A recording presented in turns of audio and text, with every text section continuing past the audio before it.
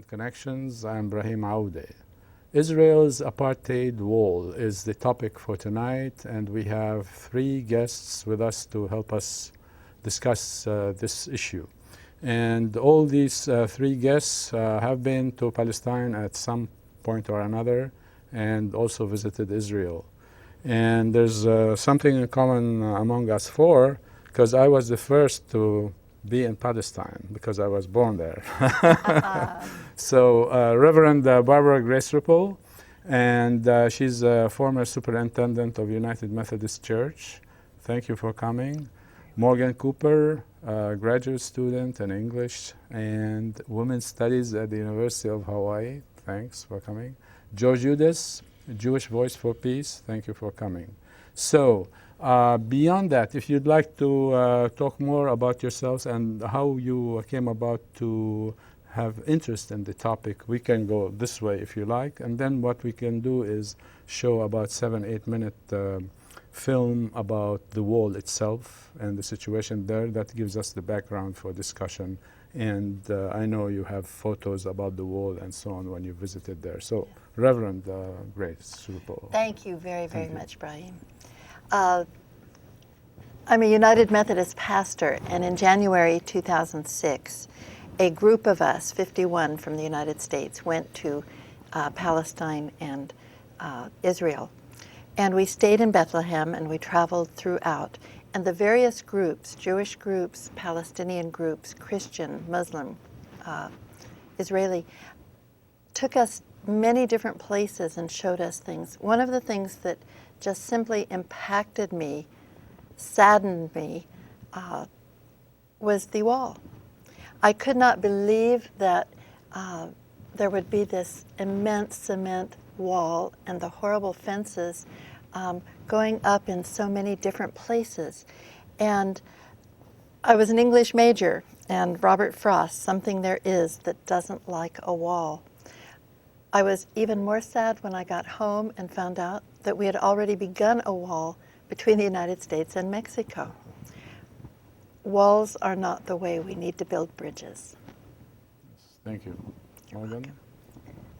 4 years ago, I went to the Middle East having no idea where that was. Well, I knew where the Middle East was, but certainly not where Palestine or Israel were on a map.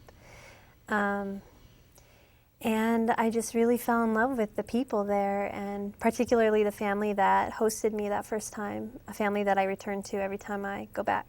And 2 years ago, I too saw this wall, this horrible cement wall that was dividing villages and families within villages and people from their work. And this wall really also impacted me, and I just thought, this is not right, and have since gone back to learn more about this wall and continue to speak out against it. We can say that this wall made more concrete the system of apartheid in Israel, and Palestine. Yeah. George? Well, my last visit to Palestine and Israel was 3 years ago. My first visit was in 1959. I went as a young Jewish man, who grew up in America. My parents were survivors from the Nazi Holocaust in Europe. And of course, I grew up with the full, I guess one would call it indoctrination or belief system of the Promised Land. And actually, it was in 1959 that my first doubts arose when, ironically enough, I went swimming out in the ocean at night with two kibbutzniks and heard my name called in Hebrew, which was so comfortable, and when I was scared of out there at night and I wanted to act like a man and not be the first one to say, let's go back. But we were swimming out from an old mosque, which nobody used it anymore. And I remember that being the first time in my life when I wondered who was here before and what happened to them. And 3 years ago, when I went back again and spent time in the Palestinian territories and saw the wall, saw the fences, saw the actions of the Israeli Defense Forces, the use of human shields, and countless of numbers of other things that we can get into. It was sort of the final nail in my image of the wrong-headedness of our nation's policies in terms of our unquestioning support of the oppression of Israel against the Palestinians. That was one of the shocks for me too, was when I learned, and it was Israeli people, Israeli groups, human rights groups, who told me and showed me that our United States government had such an involvement in this. Yeah, that's a shock to many people, how there is actually much more diversity of opinion, even within Israel, and one only has to look at the Israeli press to see that how controlled the discussion of this issue is in our own country, how censored the information is, and I can only say I'm immensely thankful to the internet, and anybody can find this out. There's no excuse. Only laziness. If somebody wants to know, they can find out. Yeah, and it's one's responsibility to know, especially if you come from a country like the United States that has major commitments to the state of Israel and support for Zionism, basically. And major commitments in terms of the numbers of Americans dying in the Middle East because of the wrong-headedness of our policies there. Yeah. So to set the stage further for our discussion about the wall, I'd like to show this about less than 8-minute film on the wall itself and the relationship of the people to the wall to the Israeli forces. So we'll watch that and then we'll have discussion. Occupation is a fluid term that can be easily manipulated by the powerful and occupying powers. When the occupied is portrayed as violent and the occupier as victim, then democracy and justice have to be redefined. If the international community cannot stop Israel's apartheid wall and the destruction of people and their livelihood, then humanity is at stake. In June 2000, and while the international community is pushing to promote freedom and install democracies throughout the Middle East, Israel decides to reinforce its occupation by encircling the West Bank and Palestinian towns with a separation barrier that is meant to choke the Palestinian population and deprive them from their livelihood. Compared to the 96-mile, 11.8 feet high Berlin Wall that was destroyed in 1989, the Israel Separation Wall extends more than 408 miles and reaches between 6 and 24 feet high. It consists of solid concrete in some areas and a 40-meter complex of trenches 6 to 8 feet deep, barbed wires, electronic surveillance fences, and patrol roads in other areas. The wall, which swallows more than 42% of the West Bank, is in most areas not on or near the 1967 Green Line that divides Palestine from Israel. It snakes its path as deep as 10 miles inside the West Bank and encircles cities like Tulkarm and Qalqilia entirely, thus trapping all in its path and separating Palestinians from their families, homes, land, water, and livelihoods. Numerous villages have already been confiscated, 200,000 people separated, 35,000 meters of irrigation networks seized, 11,400 dunams of agricultural lands confiscated, and 100,000 ancient olive trees destroyed, thus impacting life, agriculture, freedom of movement, water usage, and income. By the time the wall is completed, the numbers will triple. The Ramallah district has been totally separated from nearby Jerusalem. It has been sliced from multiple directions. Massive land grab in most fertile areas and expulsion from areas around Ramallah city have occurred. More than 22 villages have been affected and entire communities have been imprisoned. In nearby Budris, the wall has engulfed most of its fertile land, separating farmers from their agricultural fields and leaving more people with refugee status. As if occupation is not enough to inflict hardship on Palestinians, the whole population now lives in ghettos with freedom of movement restricted to those who possess hard-to-obtain passes from the occupying power. Several neighborhoods have been entirely cut off, and farmers now require permits to go to their fields. Intimidation by Israeli soldiers and settlers is becoming a daily reality for everybody, and a simple trip to school or hospital is becoming a risky adventure and ordeal. Immediately after its occupation of the West Bank and Gaza Strip in 1967, Israel took control of all water resources and prohibited Palestinians from water development and drilling the required infrastructure. To date, not a single permit issued for agriculture or domestic use in Palestinian areas has been granted. In addition to its undeclared agenda of confiscating more land and forcing people to become refugees for the third time, the Separation Wall aims at isolating more natural water wells owned by Palestinians. More than 31 natural water wells producing 3.8 million cubic meters that serve thousands of Palestinians for agricultural and domestic use have been confiscated. While the annual rainfall accumulation in the region is 47.8% in Palestine, 29.7% in Israel, 22.5% in Jordan. Israel's domestic water use per capita reaches more than 52%, leaving 30% for Jordan and 18% for Palestine. The hardest hit communities are Qalqilya, Tulkarm, and Jenin. In 1948, Qalqilya, the second largest accessible water resource in the region after the Jordan River, lost 80% of its land to Israel, and 70% of its residents became refugees. Today, with 34 natural water wells, Qalqilya district is losing 50% of the remaining 20% of its water-rich land to Israel, leaving 36 towns confiscated and 90,000 residents unemployed. With the construction of the wall, Israel's policy of home demolition has intensified. The wall devours everything in its path, including agricultural fields and olive groves, as well as inhabited homes.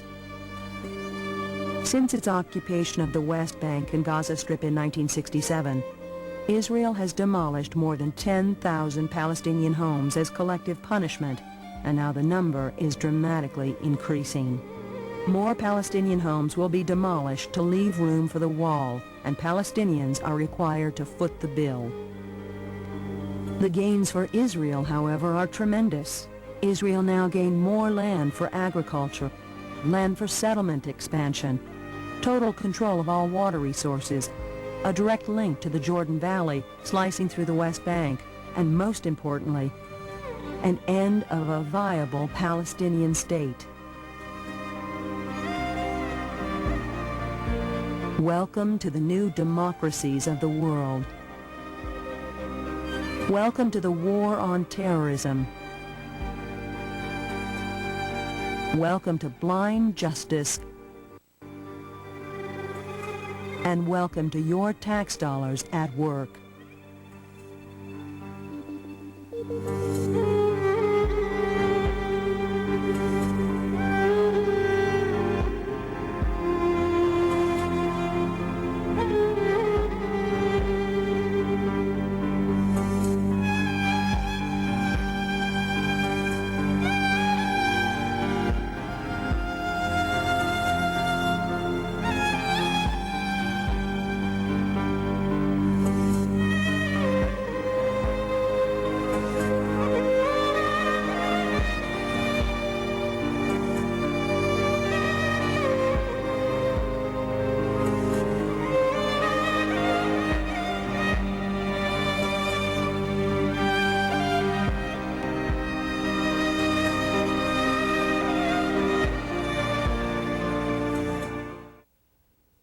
Well, very interesting and eye-opening. Your experiences, do they correspond or relate to those kinds of scenes we have seen on the movie? Yeah. Most definitely. I visited many of those places that were seen in that movie, and I saw the wall, and I saw the towns that have been divided right through the center by the wall. I saw where the Palestinian people have been divided from their families because of the wall, children from schools, people from their farms, from their orchards, and how we visited one town where the wall has not yet been built, but they're starting to, by now perhaps it has been, but it will go right smack through a town and right through shops, a potter's shop. The wall is scheduled to go right through it. When they scheduled this wall, the Israeli people who are planning and building the wall just take out everything that is in the path. And that can be homes, that can be businesses, that can be orchards, does not matter. It is all confiscated. And at least, I know here when we build freeways, sometimes we have to take private land, but people are recompensed for it. They're either given other land of their choice or they're given money, but there is no compensation at all for the land that is taken from the Palestinian people. Plus the fact that the wall is being built on Palestinian land. If Israel needs a wall for its protection, for security, that is fine. Let them build it on their land on the border, if that is what they feel that they need. But that is not what is being done. Most of the wall is being built on Palestinian land, and even as you heard, going inland to, to go around and enclose settlements and to try to force the Palestinian people out of their land. Yeah. So actually, it's a form of ethnic cleansing continuing, And I notice you have this book, The Ethnic Cleansing of Palestine, by Ilan Pappé, a professor of history, Israeli professor of history. But back to your experiences about the wall and so on. And you've been the most recent visitor. You came back, 5-6 weeks ago? 6 weeks ago? August 15th. I don't know. What does that mean? August 15th. 2 months, maybe? Yeah, 2 months, yeah. Actually, it's not just back to my experiences, because I think that this book is quite central to those experiences. This is an Israeli historian who discusses quite well, quite articulately and thoroughly, an ethnic cleansing campaign that began before 1948. And that campaign is continuing. And I think that it's important to recognize that what the Palestinians have in the West Bank is so little land already. And Israel is reaching in and taking more of that land. And not only that land, but also the resources that are available to sustain life on that land. So it is not just cleansing people from the land, but it's cleansing the life from the people as well. It's taking that away. And it's quite horrifying to me, the route of the wall and the consequences on the people's lives in terms of human rights, the economy certainly, and definitely the environment. I mean, they torch olive orchards to make way for this wall. It's an olive tree. That's the symbol of life, and it just blows my mind that we could destroy those, that the Israeli army is destroying life and human life above the olive tree. It's amazing to me. And all in the name of security. I mean, everything passes just in the name of security. Well, we must build it on their land because of security. I mean, the logic is that way, which is ridiculous. That's why I'm stating it. So, George, your experiences along those lines. Ibrahim, there's no question but that the wall is a misnomer. It's a cage that we're talking about. The wall is part of a cage, and the cage is to cage in the Palestinians. And with all of the negative effects that a cage can connote. Because aside from the wall, we have bypass highways that slice up the left bank, the West Bank. And so, Palestinians who live on the West Bank cannot go from one village to another without endless numbers of permits, going through endless numbers of checkpoints. And these are continuously increasing, And people cannot earn a living, cannot get to their educational institutions, cannot get to medical care, except by going through hoops that people living in the United States and in Hawaii can't imagine. And so we have the wall as a part of a system that constricts Palestinians to ever smaller and smaller ghettos or Bantustans in an attempt to destroy their spirit. And meanwhile, of course, Israel continues a policy of continuously expanding its settlements, most of which have taken private property without any compensation, most of which are not only illegal under international law, but according to even the Israelis' studies, this Sasson report, are illegal under Israeli law. They continue to gobble up more land in this expansionist vision of greater Israel, which somehow reflects a control that the most right-wing forces in Israel have on that government. So the wall is a part of a cage. It is, some Israelis point, oh, well, since we've had the wall or this incompleted wall, there have been few terrorist attacks in Israel. This may be true. However, the Israeli terror in the Palestinian territories continues unabated. Maybe you have the a Palestinians child should build another wall. Unfortunately, yeah. I cannot help it. And of course, it's United States money Yeah. that Yeah. indirectly finances Yes.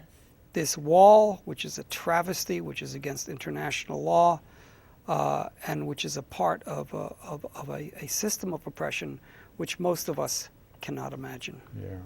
Yeah, that's a very good way of putting it. It's a cage, and the cage is made of walls. You know, it's very interesting. But go ahead, Morgan. Yeah. Actually, the cage is not just made of walls, right? It's a system, and it is a system of various barriers that take different configurations throughout the West Bank. So you may have I think the film called it 24 foot high. I've seen it quite a bit taller than that in other places like Beit Jala.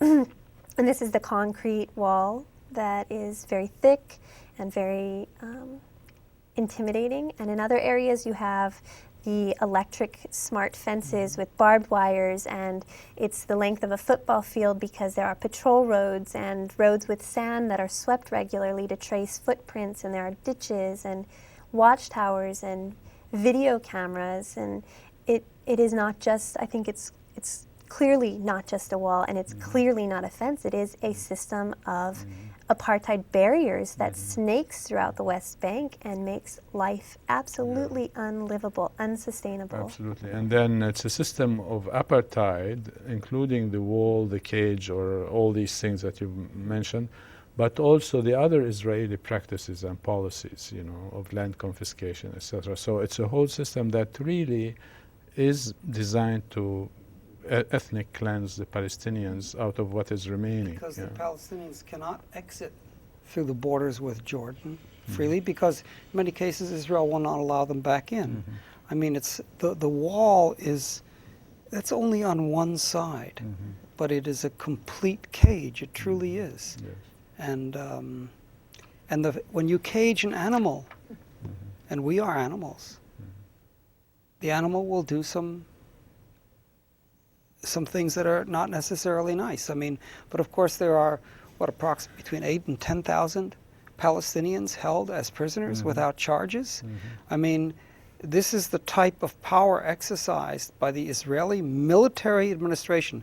The Palestinians are under a military administration by Israel. They exist on a completely different system of laws than people in Israel.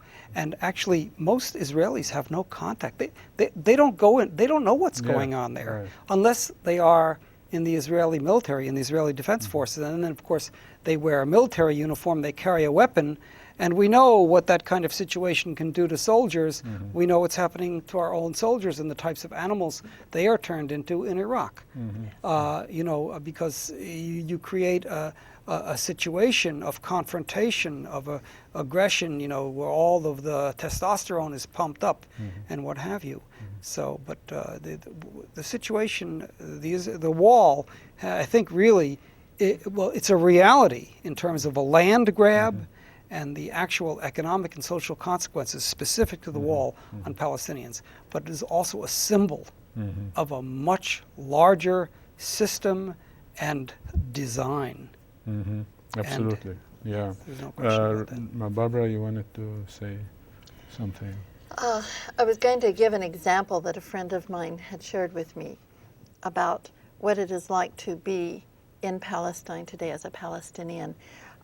It's as if you lived in your house, and your house had many rooms, and an enemy, another person came in and said, okay, I'm taking charge. I'm in charge of this house now. And if you want to go to the bathroom, if you want to go to the kitchen, you have to ask me and get permission. Then that person leaves and says, okay, I'm going, and I will turn this back over to you. However, still, if you want to go to the kitchen or the bathroom or another room in the house, and especially if you want to go outdoors, you have to come to me, ask permission, pay a fee, and I will possibly grant you. And so the people are living with this wall and the Israeli-only roads and being pushed and enclosed, as you call it, a Bantustan. I had somebody argue with me about that recently, but it is the best example of what has happened. Because even if your grandmother lives in another village and becomes deathly ill, you have to go and beg permission and pay a fee and hopefully be granted a permit so that you can go to see her. It just is unimaginable. It is unimaginable. And the wall is an example of the kinds of walls that are separating all the people. It just... Yeah. I think Bishop Tutu has called this worse than the Bantustans, Casseroles, who is a Jewish member of the previous African National Congress and a member of the government. And he has called for an international boycott of Israel, and says this is much worse. He's a South African Jew, but he says this is much worse than what they had in South Africa. Incidentally, Bishop Tutu, his trip or talk was His canceled. talk was canceled because of pressure of organizations like the American Israel Public Affairs Committee. They silence you. And also Sarah Roy. Sarah Roy also has been... a book of hers, which was to be published. She had to go to England. A Jewish scholar at Harvard, extremely articulate. And her parents are Holocaust survivors as well. Right. But this is the type of campaign that unfortunately we are victims of in our own country. This country is supposedly freedom of information, etc. But we all know how subtle pressures can work, and sometimes not so subtle pressures. And I'm most thankful for the recent study of Walt and Mearsheimer, who have sought to document the quite legal use of power of organizations like AIPAC, but nonetheless how they have used this legal exercise of power to silence the kinds of freedom of information which is essential to a democracy as we pretend to be. Right, yeah. So you have some photos of the wall, etc. If you like to do that, just continue on with the showing the pictures. Yes, and I would like to share a little bit about them, okay? So what is that? That's not a wall or what? Okay. There is a wall in the background. But what this is one of the, one of the booths that you have to go through, one of the controls. Now this is the one between Bethlehem and Jerusalem. And I found this to be especially interesting. It is worse than going in to visit someone in a prison. I used to do a prison ministry. It looks like a prison, And you go in and you are checked, your bag is checked, everything, by people who have guns. And it is very frightening to go through this in order to be able to get to here and to go through the gate, which leads you into Jerusalem. Over here you're in Bethlehem, you go through there to get to Jerusalem. Yeah, this is one of the 3 permanent checkpoints that have been constructed, and they are equated with terminals. And you know, I've been through this one several times, but the first time this summer that I went through it, I guess previously I hadn't seen this Peace Be With You sign from the Israeli Ministry of Tourism. Just so ironic, because you're entering Bethlehem, which is a Palestinian city, and they're saying peace be with you when you're in the midst of this checkpoint that does incredible violence to people and to communities. And I actually, when I saw that, I just stopped and I started weeping. And I called the woman I live with in Ramallah, just sobbing, and I said, how can they do this to you? I don't understand. And she said, "Ya habibti," which means, oh honey, you know, like, you know. Just get used to it. Unfortunately, the people who live there have to get used to it. This is just to give an example, a few more examples of the wall going through a city. I believe this is Bethlehem, I'm not positive, but the wall just cutting right through, and you have to go through a gate or a checkpoint to get from one side to the other. Here's a wall that's dividing a road, going down, dividing that. Now here is where there has been a wall built, and the gate to get through it is quite far away. These people are trying to go shopping. She has a bag in which to put her groceries and to bring them back. And so this is still open here. And so they are walking and then climbing over the wall and climbing over so they can get to a grocery store to buy groceries. Then they have to climb back and go through this all again. Which this wall that they're climbing over is actually kind of an informal barrier that's created, right? Yes. That's so why we far. call it Part of a system of apartheid barriers, because it's not just a 25-foot tall wall and fences, but within there are also these kind of barriers and obstacles that are created. Right. Just to, and eventually this is all to be enclosed. And in fact, the term checkpoint actually is not really accurate, because it's more than a checkpoint, that which you showed earlier, you know. Yes, and it's very... Now, this gentleman is standing in a place where he could be shot. What happened is that the wall came through, and the Israeli-only wall came through, the road, the Israeli-only road. And he and his family live in this building here. And Morgan will later be telling about a family that she knows that lives in a different place, but in the same kind of situation.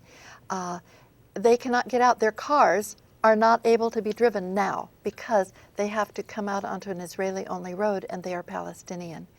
And so he can come out this far usually and stand and wait for a cab to come or some other kind of transportation to pick him up and take him where he needs to go. Other than that, they are imprisoned here in their own home. Were you photographing that? Yes, I photographed that. So that's your use of, and I think it's really important to note that that's your use of your racial privilege. Exactly. In order to stand in the place where you can take that photograph and not, or hopefully not get shot. That is right. Because I'm an international, what is called that, and have special privilege, yes. And he wanted to be out there. That was his stand of saying, I am still a human being. Very interesting. This is part of the wall that we were taken to, and I just want to share here where it says mortal danger, military zone.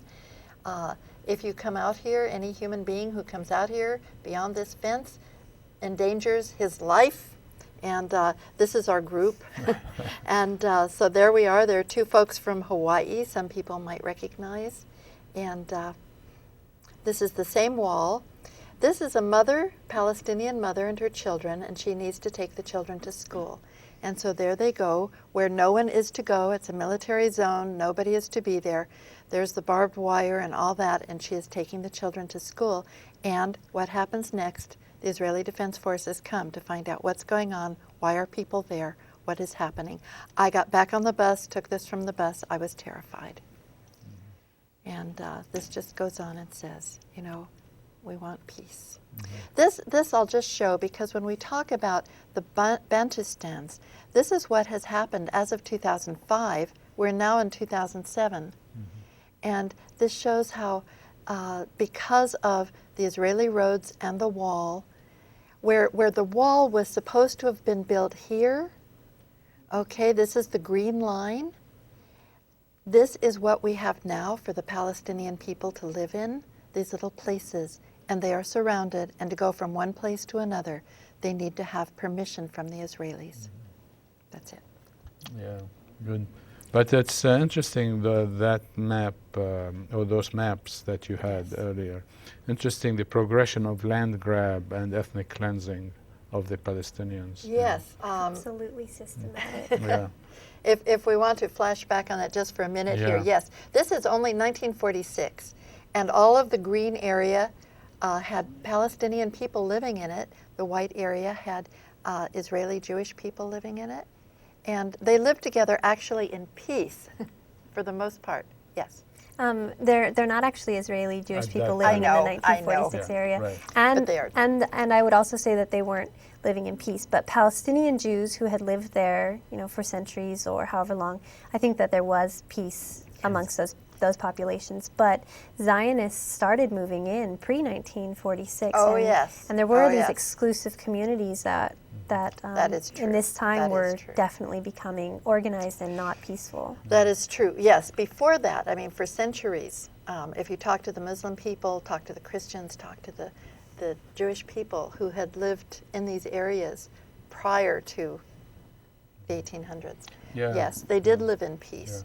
But Go ahead. No, sorry. I just want to show that here, the United Nations plan in 1947 gave Palestine, the Palestinian people, all of the green here. Okay. But then between 1949 and 1967, Israel, through military means, had taken up this much. And after the Six-Day War, was it, in 1967, this is what the borders were made, that this would be Israel, and Gaza and the West Bank were here. Okay. So this was as of 1967. When we talk about the green line, that is this border here. That is the legal green line now Yeah, today. the armistice line. The of, armistice yeah. line. But this is what, and this is even much smaller than that now, Yeah. but this is. Yeah, very interesting. Any other thoughts on? Well, I think we should understand that this is not just a matter of the Israeli military building a wall and building bypass roads, that there is also the aspect of settlements. And these are these so-called settlers, colonists, Colonists, yes. quite a number of whom come from the United States, come from Russia.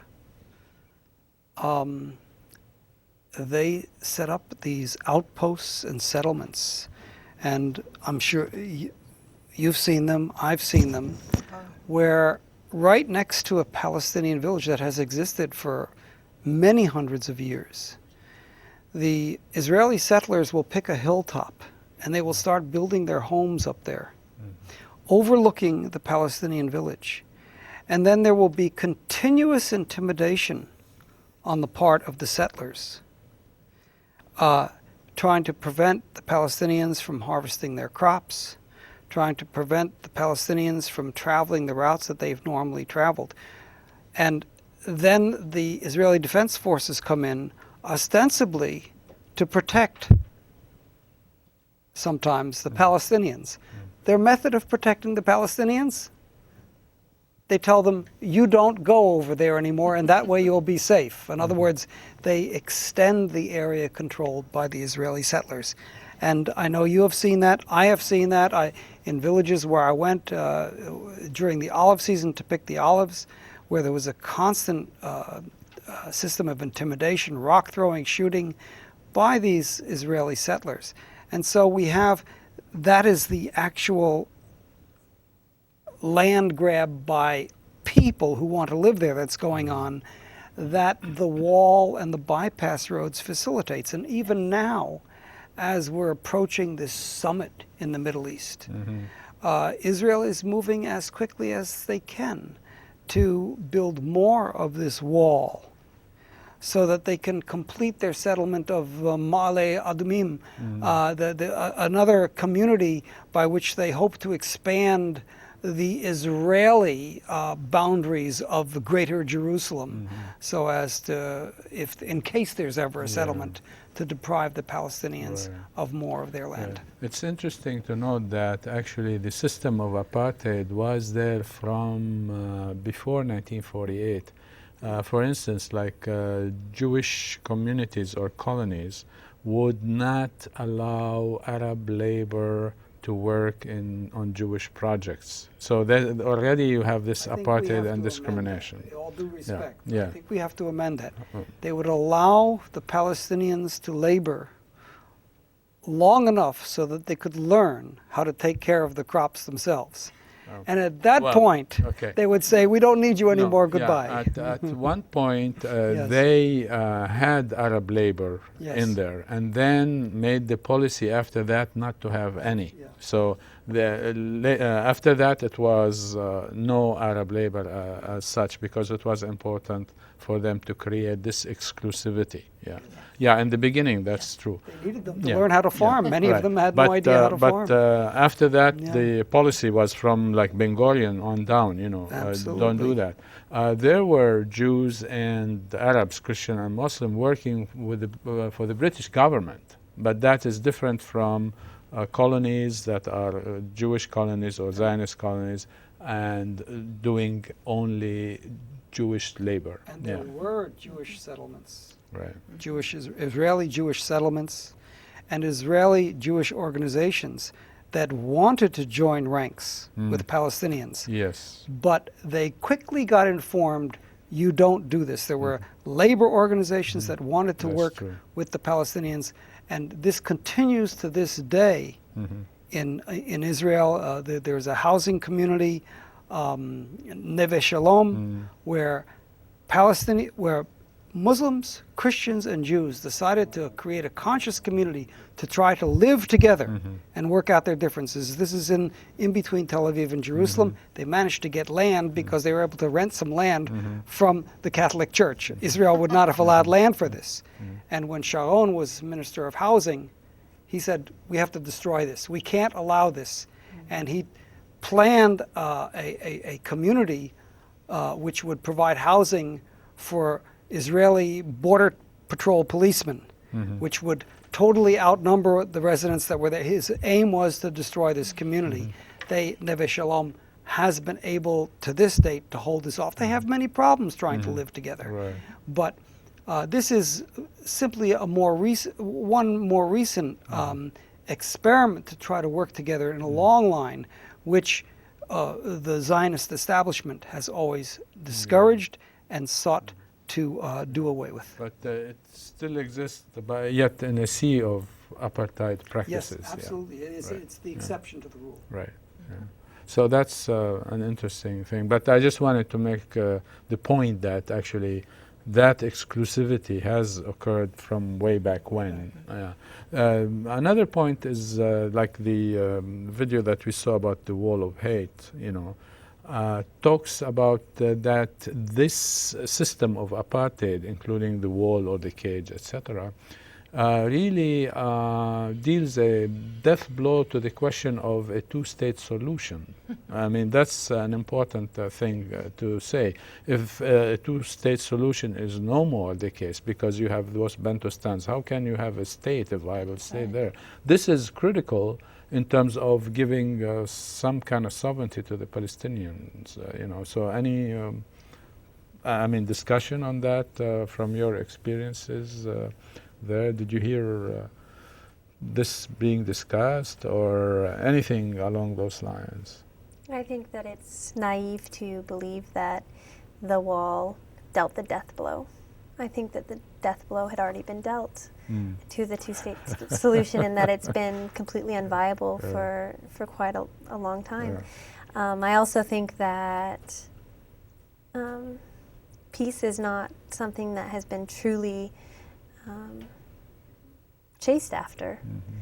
And that's not because people don't want it, because I think that George's example of this community represents a lot of sentiment amongst Israelis and Palestinians who just want to live. They don't want to live in fear anymore.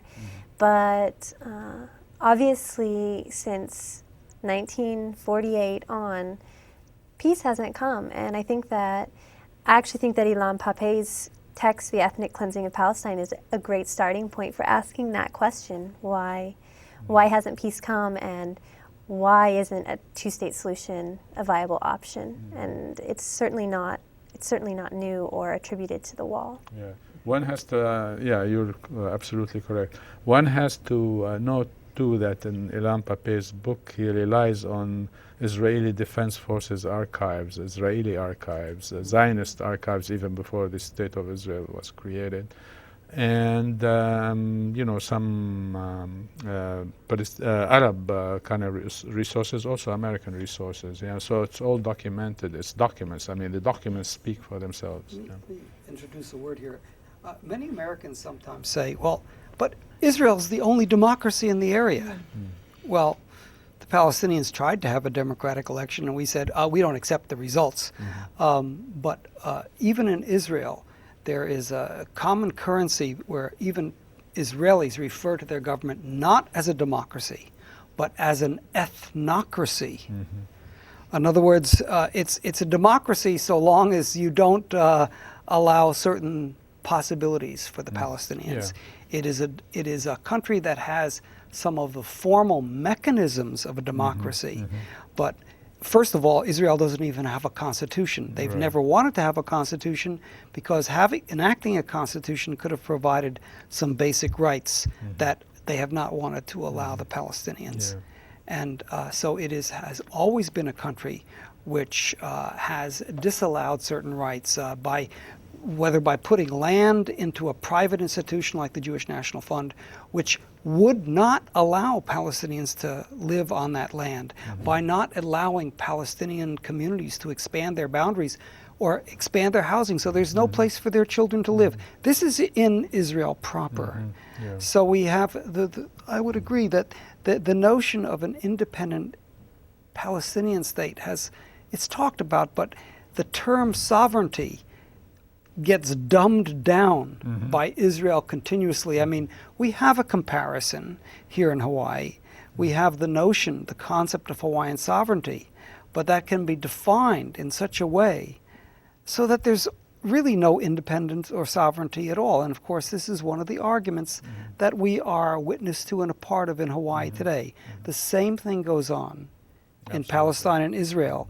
And so when Israel says, yes, we want a two-state, blah, blah, blah, well, their notion of a two-state solution has been these little Bantustans or colonies where people have to ask permission to go to the bathroom. Yeah, that's right. If you're lucky enough to ask permission. That was something I was thinking about earlier when you were talking about your example. That's a privilege to apply for a permit, and it's a privilege that many people don't have. So the option, quite a few Jerusalem shopkeepers in the Old City who are Christian and are from Bethlehem can't go back to Bethlehem to see their families, because if they did that, then they'd have to apply for a permit to come back out. They were actually in Jerusalem on a one-day permit and stayed because that's where their lives are, that's where their shops are. But legally, they are supposed to be in Bethlehem, and their bodies are supposed to be prohibited from leaving Bethlehem. So if they go back, they won't be able to get back to their shops and their families, or the part of their family that's in Jerusalem. So the idea of even applying for a permit, which is a horrible experience, quite costly and not at all guaranteed to give you access even for a single day to your family or your land, is an option not even open to every Palestinian. Yeah. You have other photos that you want to show? Oh, I have hundreds of photos. What would you like to see?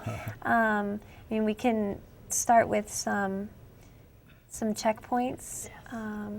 This is in just north. I don't know actually what direction that would be. I guess maybe west of Bethlehem, up the hill, going into Beit Jala near Har Gilo, and you can see the wall all in the background of this image.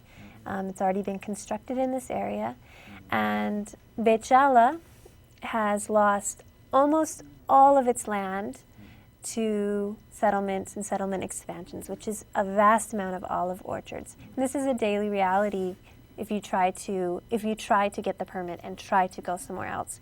You're behind these military jeeps.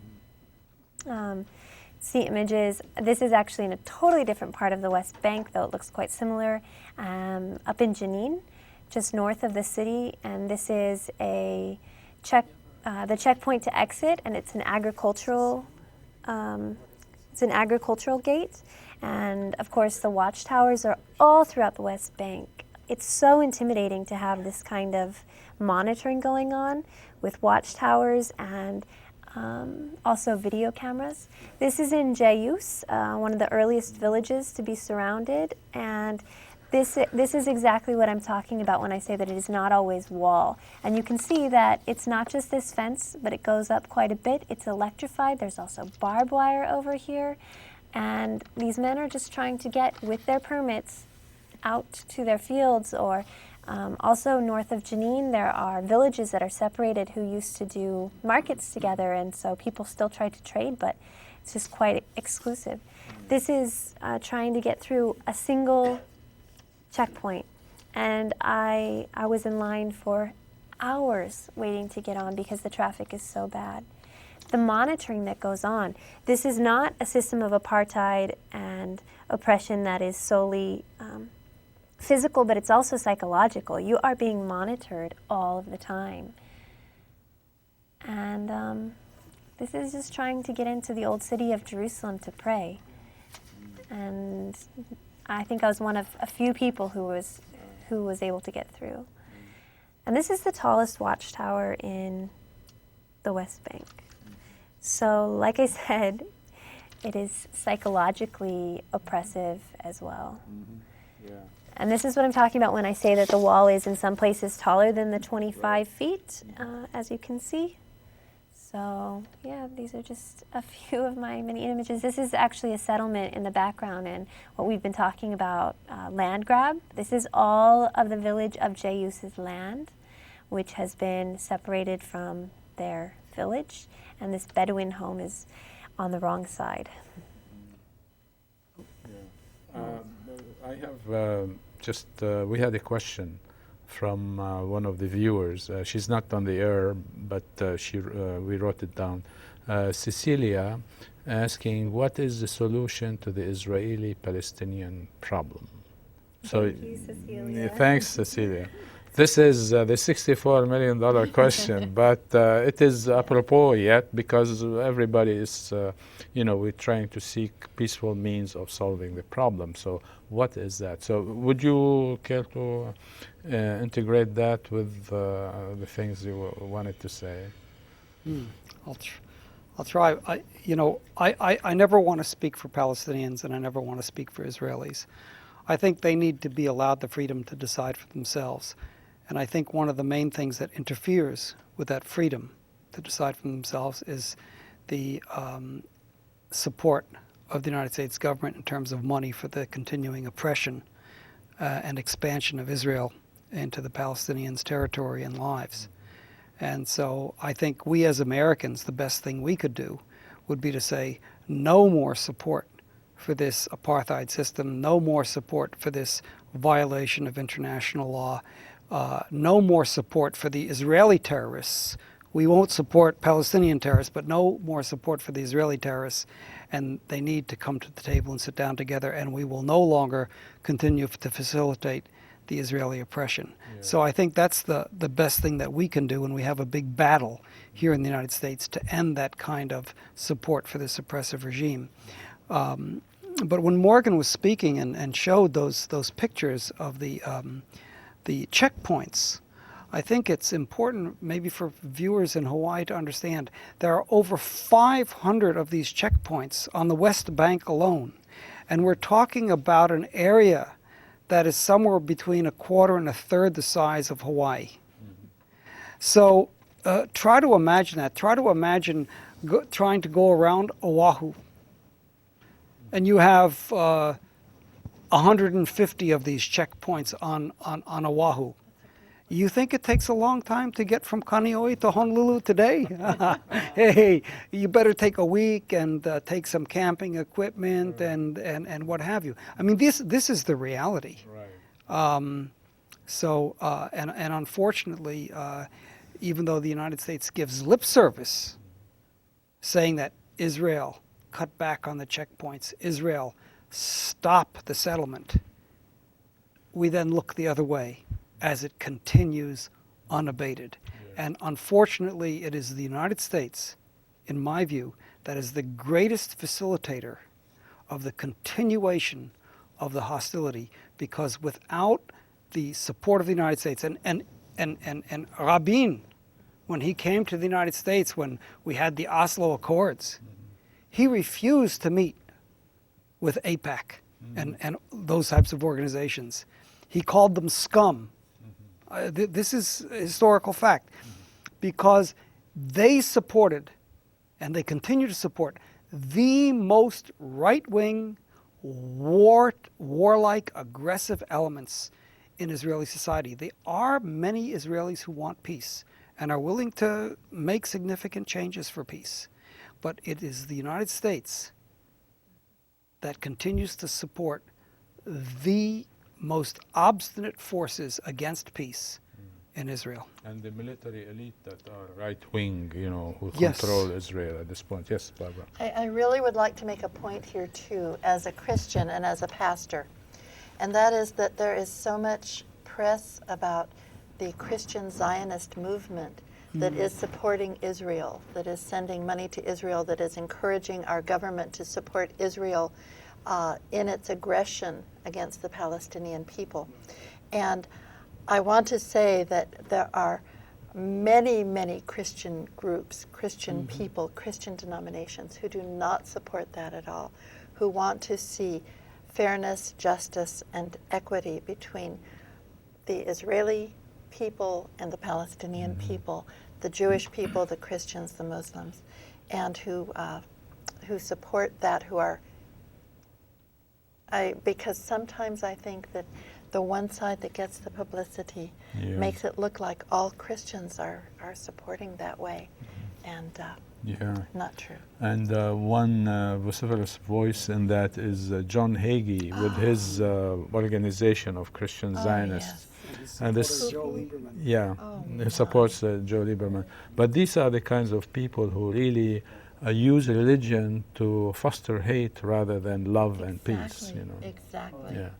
All in the name of prophecy, which they have like a contorted notion of an interpretation of that prophecy. Yeah, Yes. doom and gloom. Yes. Yes. My turn. Yes. So in terms of the solution and peace, those are terms that aren't in my vocabulary in terms of the Palestinian-Israel conflict at this point. But I do believe wholeheartedly that we can make strides towards positive progress. And for me, I see that the two most immediate imperatives in making those movements towards positive progress are the settlements and the wall. The route, if not the whole wall coming down, the route must be changed so that it is not either illegal, nor will it be a violation, a gross violation of human rights. That must change. And the second most important thing, which I already mentioned, is the settlements and the settler roads and the military support that goes along with these. Those are for me, the single greatest obstacle towards anything positive taking place in that area. That's where the U.S. Could play a role if it's so wanted, But the other thing is that the U.S. should also, the international community, including the U.S., should force Israel to comply with UN resolutions. We're out of time. Thanks to our viewers, and thank you very much for coming and discussing this. Mahalo. See you next month. Thank you very much. Okay. Thank you. Thank you. That time.